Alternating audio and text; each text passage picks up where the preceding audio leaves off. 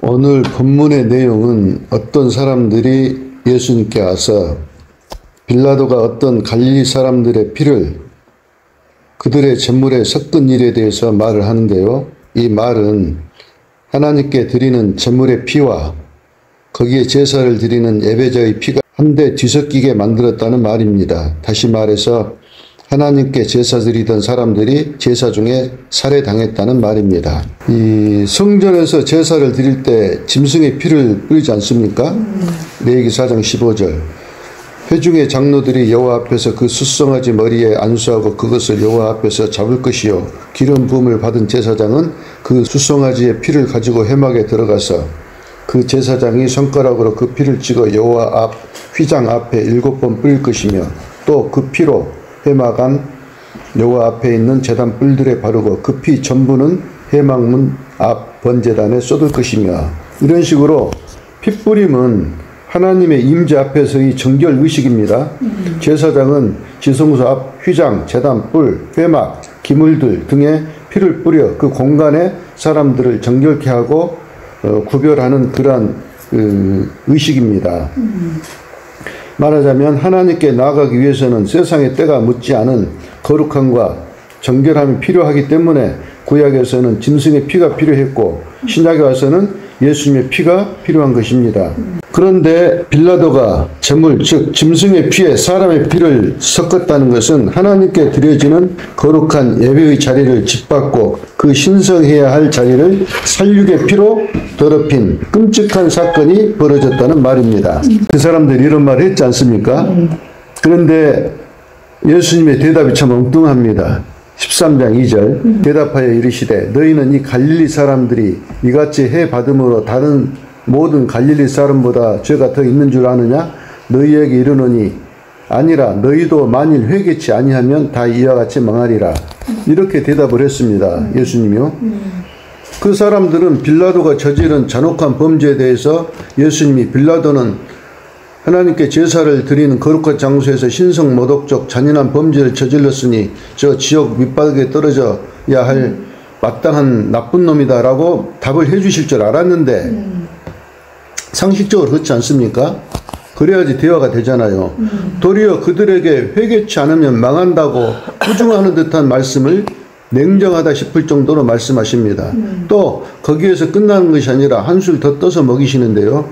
4절 또 실로암에서 망대가 무너져 치어 죽은 18사람이 예루살렘에 거한 다른 모든 사람보다 죄가 더 있는 줄 아느냐?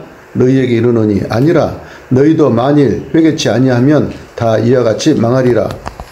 아니 빌라도가 나쁜 짓을 했다는데 빌라도를 욕하지 않으시고 왜 예수님은 이들에게 더 꾸짖는 듯한 말씀을 하시냐 이 말입니다. 이들은 아마 유대인들이었을 것으로 생각이 됩니다. 예수님 당시에는 예루살렘 성전을 중심으로 기득권층인 바리새인들과 사두개인들을 비롯한 유대인들 대부분이 갈릴리를 무시했습니다. 왜냐하면 예수님 당시보다 700여 년 전에 아수르가 북이스라엘을 정복했지 않습니까? 아수르 왕은 그들이 반란을 일으키지 못하도록 정체성을 말살하려고 사마리아, 갈릴리, 납달리 등등 북이스라엘 사람들을 아수르 다른 지역으로 이주시키고 대신 다른 민족들을 그 땅에 이주시켜서 말하자면 혼합 정책을 써서 의도적으로 그들이 혼혈이 되게 했기 때문에 그 후에 이제 바벨론 포로에서 유대 사람들이 돌아오잖아요. 그래서 자신들이 이스라엘이 정통이며 북쪽의 갈릴리 지방은 종교적으로도 이방과 가깝고 혼혈이고 율법에 무지한 자들이 많다고 하여 그들을 무시했더랬습니다. 예수님이 살았던 나사렛은 그 중에서도 가난하고 무지한 하층민들이 많이 사는 것으로 유명한 것입니다. 그래서 나다나엘이 빌립에게 뭐라고 말합니까? 요한복음 1장 46절 나다나엘이 이르되 나사렛에서 무슨 선한 것이 날 수 있느냐 이 말이 그 말입니다. 무시하는 거예요.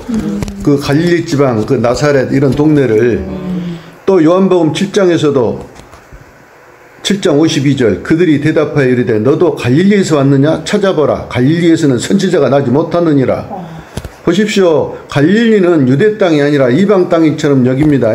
마태복음 4장 15절 스불론 땅과 납달리 땅과 요단강 저편 해변길과 이방의 갈릴리여 그러잖아요. 갈릴리를 이방인 취급한다 이 말입니다. 흑암에 앉은 백성이 큰 빛을 보았고 사망의 땅과 그늘에 앉은 자들에게 빛이 비치었도다. 북쪽 이스라엘 땅은 흑암에 앉았다는 말은 어둠의 죄와 절망, 단절 가운데 있다는 말입니다. 그러므로 이방의 갈릴리여 이 말은 한마디로 정치적, 종교적으로 정통에서 벗어난 소외된 지역이라는 것입니다. 말하자면 갈릴리를 완전히 무시하는 말인 것이죠. 옛날에 이제 그 80년대 말 그 부산에서 신앙생활 할 때 어떤 목사님이 저한테 이런 말을 했습니다. 전라도는 이방의 갈릴리입니다. 라고 그런 이야기를 했어요.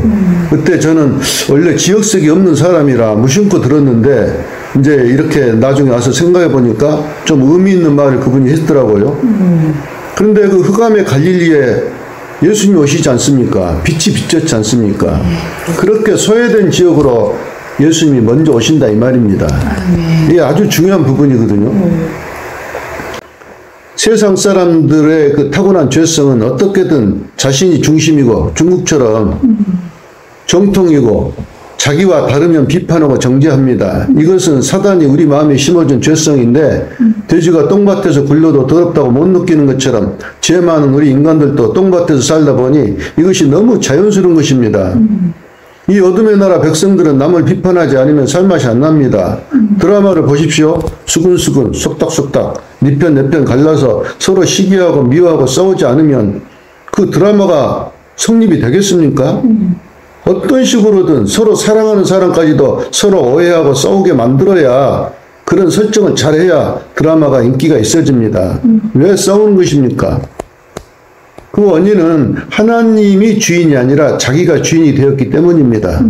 사람은 누구나 자기 생각이 옳다고 믿고 그 기준으로 다른 사람을 판단하고 정죄하려 듭니다. 사단이 사람들의 마음속에 이 비판과 정죄의 쓴 뿌리를 심었기 때문에 인간은 태어날 때부터 죄인이고 아무리 어려도 다 자기가 중심이고 자기가 기준인 그런 죄를 짓기 때문에 사공이 많으면 배가 산으로 갈 수밖에 없는 것입니다. 그래서 하나님은 절대적인 기준을 주셨는데요. 뭡니까? 바로 성경입니다. 성경을 캐논이라고 부르는데 이 말은 측량하는 잣대, 기준이라는 의미입니다. 요한복음 12장 47절 내가 온 것은 세상을 심판하려 함이 아니요 세상을 구원하려 함이라. 나를 배척하고 내 말을 받지 아니하는 자를 심판할 리가 있으니 곧 내가 한 그 말이 마지막 날에 그를 심판하리라. 이처럼 마지막 심판의 기준은 예수님이 우리에게 하신 그 말씀이 기준입니다. 이거 잘 깨달으셔야 됩니다. 사람의 생각이 아무리 논리적이고 사람의 의도가 아무리 좋게 선하게 보여도 말씀이 기준이 되어 심판하신다는 말씀입니다. 말씀이 기준이 되지 않으면 그 길은 결국 사망입니다. 잠언서 14장 12절 사람의 길이 자기 보기에는 바르나 필경은 사망의 길이니라. 성도들은 이런 하나님의 말씀을 잘 생각하고 묵상해야 합니다. 그렇지 않으면 하나님을 믿는다면서도 하나님의 말씀이 주인이 되지 않은 자기가 주인된 삶을 삽니다. 그러면 마지막 심판 때 어떻게 되겠습니까? 이런 오류에 빠졌던 대표적인 집단이 바로 유대인들입니다. 겉으로 보기엔 경건했습니다. 율법을 사랑했고 하나님께 열심히 있었습니다. 문제는 그들의 열심이 진리이신 하나님의 말씀에 근거하지 않은 열심이었다는 점입니다. 열심히 주일 성수하고 찬양하고 헌금하고 전도지 돌리고 새벽기도 했는데도 누구처럼? 바리새인들처럼 그들은 하나님의 말씀대로 마음을 다하고 뜻을 다하고 힘을 다하여 하나님을 사랑하고 섬기라는 이 진리의 말씀에는 전혀 관심이 없었습니다. 말하자면 하나님과 무관했다 이 말입니다. 자기가 주인된, 자기가 천국 가고 싶은, 자기를 사랑하고 자기 삶과 자기 행복, 자기 건강에만 더 관심이 많았습니다. 자기 인생을 하나님께 드리고 싶은 생각은 전혀 없습니다. 예수님은 성도들을 위해서 십자가에서 피 흘리기까지 고난받으시고 죽으셨는데 유대인들은 그런 하나님을 사랑하여 마음을 다하는 열심이 아니었다 이 말입니다. 뭔 말씀인지 아시겠죠? 그래서 바울이 유대인들에게 뭐라고 말합니까? 로마서 10장 2절 내가 증언하노니 그들이 하나님께 열심히 있으나 지식을 진리를 따른 것이 아니니라. 말하자면 이 사람들은 알파요 오메가이신 예수님 안에서 세상을 보지 못했습니다. 자기가 기준이 되어 자기 생각의 중심이 된 눈뜬 소경이 되었기 때문에 하늘에서 하나님이 예수님이 오셨는데도 못 알아봤습니다. 그래서 예수님이 그들에게 회개하라고 2번이나 거듭 말씀하신 것입니다. 자기가 주인된 인과응보적 신앙을 지적하신 것입니다. 여기서 예수님이 회개하라고 하시는 것은 나는 의롭다는 자기 중심적 교만을 무너뜨리는 말입니다. 자기가 중심이 된 율법적인 인과응보적인 그러한 신앙을 하나님께서 회개하라고 말씀하신 것입니다. 그들은 예수님께 와서 갈릴리 사람들이 빌라도에게 죽임을 당한 것은 그들이 죄인이기 때문이라는 인과응보적 판단을 가지고 말을 한 것입니다. 중심을 보시는 예수님은 당연히 그들의 의도를 다 알았습니다. 말하자면 이 사람들이 와가지고 갈릴리 그 사람들이 죽은 것은 죄 때문에 죽었다는 그런 은근한 그런 속마음을 가지고 예수님께 왔다 이 말입니다. 인과응보다 이 말이에요. 이 부분이 잘 깨달아져야 됩니다. 신앙은, 이 기독교 신앙은 절대 인과응보가 아니에요. 이 부분이 잘 깨달아져야 돼요. 옛날에는 모르니까 지성이면 감추인 줄 알았거든요. 막 아주 밤을 새서 기도하고 막 부르짖고 기도하면 하나님이 들으실 줄로 착각을 했었다 이 말입니다. 그게 아닌데 하나님을 알아야 되는 것인데 하나님을 모르고 막 구했다 이 말이에요. 이런 인과응보적인 신앙을 잘 나타낸 케이스가 욥기서에 나오는 욥과 그의 친구들입니다. 욥이 엄청난 고난을 당했다는 소식을 듣고 그 친구들이 왔습니다.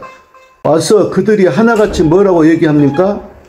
욥기 4장 7절 생각하여 보라. 죄 없이 망한 자가 누구인가? 정직한 자의 끊어짐이 어디 있는가? 내가 보건대 악을 밭갈고 독을 뿌리는 자는 그대로 거두느니라. 다 하나님의 입기운에 멸망하고 그 콧김에 사라지느니라. 말하자면 이들은 욥을 이루는 것 같지만 사실상 욥에게 네가 이런 고난을 당한 것은 분명히 뭔가 숨겨진 죄 때문이라고 말을 하는 것입니다. 이들은 의인이면 복을 받고 죄인이면 벌을 받는다는 인과응보적인 그러한 신앙으로 꽉 차 있는 것입니다. 이 당시 욥은 어떤 사람들보다 훌륭한 그의 삶에서 죄를 짓지 않고 또 죄를 지었다고 인정이 되면 얼른 하나님께 제사를 드려 자식들까지도 하나님 앞에서 성결케 하고 하나님을 두려워하는 그러한 열심 속에 살았습니다. 욥기 1장 1절 우수 땅에 욥이라 불리는 사람이 있었는데 그 사람은 온전하고 정직하여 하나님을 경외하며 악에서 떠난 자더라. 그의 아들들이 자기 생일에 각각 자기 집에서 잔치를 베풀고 그 누이 3명도 청하여 함께 먹고 마시더라. 그들이 차례대로 잔치를 끝내면 욥이 그들을 불러다가 성결케 하되 아침에 일어나서 그들의 명수대로 번제를 드렸으니 이는 욥이 말하기를 혹시 내 아들들이 죄를 범하여 마음으로 하나님을 욕되게 했을까 함이라. 욥의 행위가 항상 이러하였더라. 여호와께서 사단에게 이르시되 네가 내 종 욥을 유의하여 보았느냐? 그와 같이 온전하고 정직하여 하나님을 경외하며 악에서 떠난 자가 세상에는 없느니라. 이렇게 하나님도 욥을 의인이라고 인정하였습니다. 그런데 갑자기 생각지도 못한 엄청난 고난이 온 것입니다.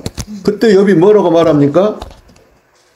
13장 23절 나의 죄악이 얼마나 많으니까 나의 허물과 죄를 내게 알게 하옵소서. 주께서 어찌하여 얼굴을 가리시고 나를 주의 원수로 여기시나이까. 욥은 내 죄가 그렇게 많지 않다고 하나님께 항변합니다. 나의 허물과 죄를 내게 알게 하옵소서. 이는 자신의 의로움을 주장하고 고난에 대한 하나님의 그 이유를 설명받고 싶다는 말입니다. 해명을 해주라 이 말이에요. 욥의 생각도 고난은 죄에 대한 결과여야 한다는 그 어떤 무의식적인 인과응보적인 신앙이 있는 것입니다. 뭔 말씀인지 아시겠죠? 아니 나는 고난을 받을 이유가 없는데 왜 고난이 왔냐 이 말이에요. 또 욥기 31장 1절 내가 내 눈과 약속하였나니 어찌 처녀에게 주목하랴. 그리하면 위에 계신 하나님께서 내리시는 분깃이 무엇이겠으며 높은 곳에 전등자께서 주시는 기업이 무엇이겠느냐. 불의한 자에게는 환난이 아니겠느냐. 행악자에게는 불행이 아니겠느냐. 그가 내 길을 살피지 아니하시느냐. 내 걸음을 다 세지 아니하시느냐. 만일 내가 허위와 함께 동행하고 내 발이 속임수에 뻘랐다면 하나님께서 나를 공평한 저울에 달아보시고 그가 나의 온전함을 아시기를 원하노라. 말하자면 나는 불의한 자가 아니고 환난을 받을 만한 그러한 행악자가 아니다 이 말입니다. 하나님이 내 걸음을 다 보고 계시고 알고 계시고 하다못해 내 걸음까지 다 세고 계시는데 어찌 이렇게 고난이 왔을 수가 있겠느냐 하는 이러한 말을 하고 있는 거예요. 그래서 31장을 쭉 보시면 이제 길어서 다 못 읽었는데 욥이 살아왔던 의로운 삶을 쭉 독백을 합니다. 나는 남의 아내를 탐하지 않았고 가난한 자를 돌봤으며 탐욕도 없었다. 하나님은 나를 공평한 조울에 달아보시고 나의 온전함을 아시기를 원한다. 이처럼 욥의 삶은 실제로 하나님께서 인정하실 만큼 공의와 자비를 실천한 대단한 사람입니다. 그래서 욥은 내가 이렇게까지 의롭게 살았는데 왜 이런 일을 겪어야 하나요? 라는 항변을 쏟아낸 것입니다. 이것은 어찌됐든 인과응보적 신앙을 그가 가지고 있었다는 말이 되는 것입니다. 무슨 말씀인지 아시겠죠? 네. 이 인과응보적 그 신앙은 사실 유대인들의 인과응보적 신앙과는 약간 다릅니다. 예, 유대인들은 그 자기 의의를 굉장히 자기 행동에서 나오는 그런 율법적 신앙이고 욥은 그것은 아닙니다. 그러나 어쨌든 이 인과응보적 신앙은 맞기는 맞습니다. 근데 성도들이요 여기서 좀 업그레이드가 돼야 됩니다. 성도들이 인과응보 신앙에 있으면 딱 한 분이 생각났는데 옛날 우리 권사님 그러셨거든. 우리 에베소교회 같이 창립했던 그 권사님이 하나님이 나한테 이러시면 안 되는데 이런 말이 나는 생생히 기억나요. 그분이 왜냐하면 열심히 하나님께 모든 걸 바쳐서 그렇게 봉사를 하고 또 에베소 교회도 세우고 그렇게 봉사를 하셨는데 나중에 피를 투석하는 이런 일이 벌어졌고 급기야는 이제 사망 선고를 받지 않습니까? 그러니까 내가 병문안을 갔는데 이제 그분이 딱 그런 말씀 하시더라고. 이제 너무 하나님께 실망을 한 거야, 이분이. 그래가지고 하나님이 나한테 이러시면 안 되는데 지금은 이해가 돼요. 왜냐하면 인과응보적 신앙에서 사람들이 벗어나지를 못해. 내가 열심히 기도하면 복을 받고 열심히 기도하지 않으면 복을 안 주시고 하는 이런 생각이 꽉 차 있다 이 말입니다. 그게 아니라니까요. 하나님은 그 부분을 지금 제가 말씀드리고 싶은 것입니다. 욥의 항변에 대해서 이 마지막에 가면은 이제 하나님이 나타나시지 않습니까? 하나님이 나타나셔서 해명을 하시는데 하나님은 욥의 질문에 직접적인 대답을 안 하시고 하나님의 창조 세계에 대해서 말씀을 하십니다. 자 보십시오. 네가 땅의 기초가 놓일 때 어디 있었느냐? 바다가 출산하듯 터져 나올 때 그 경계를 정한 자가 누구냐? 새벽이 밝아오는 시간을 누가 명령하였느냐? 눈과 의박, 바람과 빛의 흐름은 누가 통제하느냐? 하늘의 별 무리를 이끄는 자가 누구냐? 광야의 사자 새끼들이 굶주릴 때 그들에게 먹이를 주는 이가 누구냐? 들나귀가 그 주인 없는 땅에서 자유로이 달릴 수 있도록 풀어놓은 자가 누구냐? 매가 하늘을 향해 날아오르고 독수리가 높은 곳에 보금자리를 만드는 것을 누가 지혜로 명령하였느냐 하면서 그 창조세계를 쭉 말을 해요. 그때 욥이 이 하나님의 그 창조세계와 하나님의 그 다스림에 대한 부분을 듣고 나서 그 욥이 깨닫습니다. 말하자면 하나님께서 야 욥아 네가 살아가는 이 세상의 모든 질서와 흐름은 결코 너로부터 시작된 것이 아니다. 모든 것은 나로부터 비롯되었고 나는 시작과 끝 알파요 오메가이다. 세상의 시간과 공간, 자연의 운행, 생명의 탄생과 소멸까지 나는 이 모든 질서의 설계자여 창조자이며 마지막까지 이루시는 주권자이다. 네가 보는 들꽃 하나, 하늘의 별무리까지도 다 나의 명령을 벗어나 존재하지 않는다. 그리고 인간 역시 예외가 아니다. 너의 호흡, 너의 걸음, 너의 인생의 기초와 끝, 그 모든 것은 내가 정한 때와 방식 속에 있다고 말씀을 하신 것입니다. 욥한테요. 그러니까 이 하나님의 말씀을 듣고 나서 욥은 자기가 가진 인과응보적 신앙, 즉 의롭게 살면 복받고 악하게 살면 벌을 받는다는 단순한 논리가 얼마나 자기중심적이며 개미같이 미미하고 제한된 좁은 시야였던 것을 깨닫게 됩니다. 너무나 이 하나님을 모른다 이 말입니다. 자연의 모든 움직임과 균형, 때와 계절, 그리고 눈으로 보기에 악한 자가 복을 받고 의로운 자가 고난을 받는 이 혼돈한 원래 권선징악이 되어야 되잖아요. 근데 그 반대라. 악한 사람이 더 잘 살아. 이 혼돈 속에서도 하나님의 질서가 존재하고 그 모든 피조세계가 창조자이신 하나님의 뜻 안에서 움직이고 있음을 깨닫게 됩니다.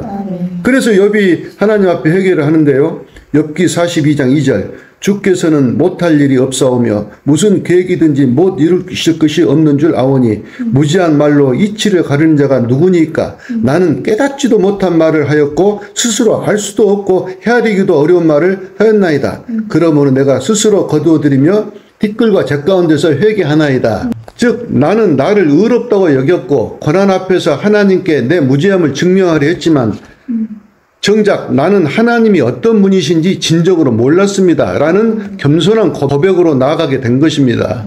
그리고 그는 자신의 자리, 곧 피조물의 자리를 되찾았고 창조주 하나님 앞에서 자신은 티끌과 재와 같은 존재라는 것을 알게 되었습니다.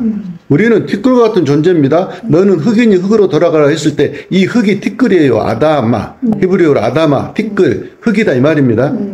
그러므로 당연히 하나님 앞에서 의롭다고 주장한 것이 얼마나 부끄러운 일이며 하나님을 전혀 모르는 소침을 깨닫게 된 것입니다.